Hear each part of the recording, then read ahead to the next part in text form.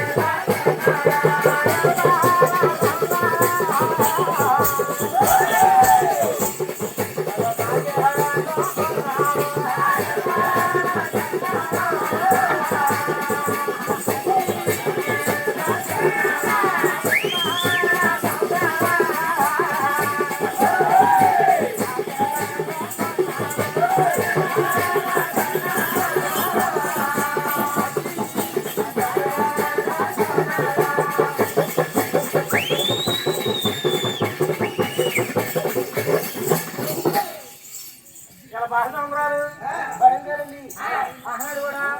ఎప్పుడే ఇష్టముద్రు కూడా ఎక్కడేస్తున్నాడు ఆనాడు ఇష్టముద్రు కూడా ఉరకలేదు పలకలేదంట ఎప్పుడైతే ఉరకలేదు పలకలేదు నాగలకి ఎత్తు కోపాలు వచ్చి లారీగాలకి నిండు కోపాలు వచ్చి ఆనాడు దృక్కు మహర్షి కూడా విష్ణుమూర్తి కూడా ఎడమకాయతో ఎత్తుకన్నాడు పోయిందా ఎప్పుడే ఎత్తుకన్నాడు ఇష్టమూర్తి కూడా ఎదురులో ఏదో మహం ఉంది ఎదురు చూస్తే పెద్దవాళ్ళు ఉన్నాడు అలాగని కోపంగా లేకుండా శాంతంగా లేచి ఆనాడు దృక్కు మహర్షిని కూడా మహమ్మోహన్ మీద కూర్చోబెడుతున్నాడు పోయిందా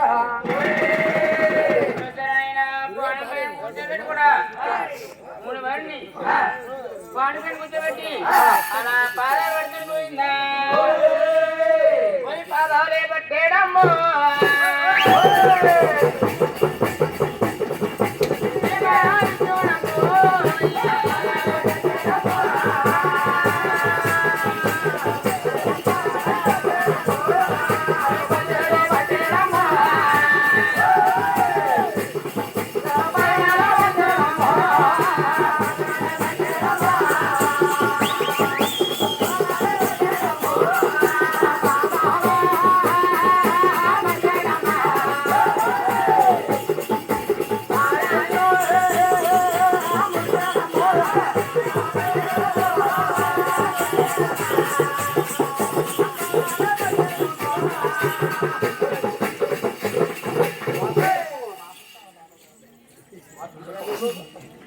ఆనాడు కూడా ఆనాడు మహా ఇష్టమూర్తి కూడా పాదాలు పడుతున్నాడు ఎప్పుడైతే పాదాలు పడుతున్నాడు ఆనాడు భృగు మహర్షి కూడా అలా నిద్ర పడుతున్నాయి పోయిందా ఎప్పుడైతే నిద్ర పడుతున్నాడు ఆనాడు మహర్షిమూర్తి కూడా భృగు మహర్షికి 4 కాళ్ళు ఉన్న 3వ నేత్రం కూడా చూస్తున్నాడు ఎప్పుడైతే 6 కాళ్ళు ఉన్న 3వ నేత్రం చూశాడు ఓహో 6 కాళ్ళు అయితే 3వ నేత్రం ఉండడం వల్ల ఏం జరుగుతుందో దేవలోకంలో ఏం జరుగుతుందో ఇతనికి ముందు ఏం జరుగుతుంది అనమాట ఇతను కూడా ఏం చేస్తాను చూడని ఆయన కాళ్ళలో ఉన్న 3వ నేత్రం అలా సిద్ధిపారేయడం పోయిందా ఎప్పుడైతే అది కాళ్ళలో ఉన్న 3వ నేత్రం సిద్ధిపారేసాడు తన మంచి చూచారనైనా తన దగ్గర ఉన్న శక్తి అంతా చల్లారిపోయిందంట ఓయ్ శ్రీ మహావిష్ణు ఎంత పని చేసేవయ్యా నువ్వు నా పాదాలు పట్టినట్టే పట్టిన 6 కాళ్ళలో ఉన్న 3వ నేత్రం సిద్ధిపారేసావా అది ఎప్పుడైతే ముందు మడిని కూడా అలా దిగుడు పోయిందా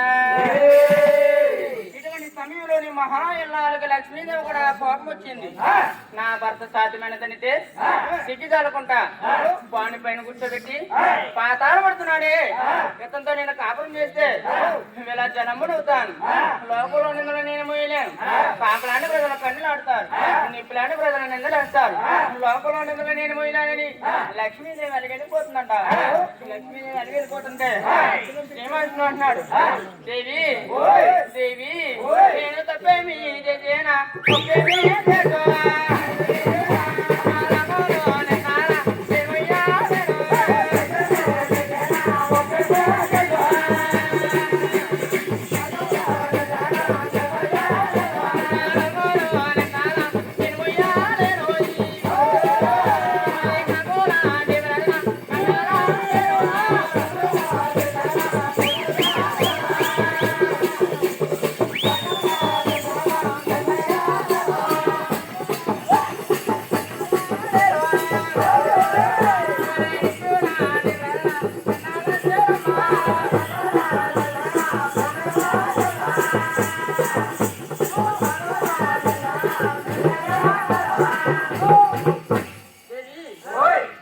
నువ్వు కూడా అది వెళ్ళిపోతే లోపల నిందలు నేను పోయినాను నీవి, కాకులాంటి ప్రజలు కన్నులాడతారు, నిప్పులాంటి ప్రజలు నిందలేస్తారు. దేవి నేను లోపల నిందలు పోయినానని కూడా ఎప్పుడైతే ఇలా పోయినాను పడుతున్నాడో లక్ష్మీదేవి ఏం చేస్తారా? లక్ష్మీదేవి మహల్లాపురి పాపాలా అయ్యో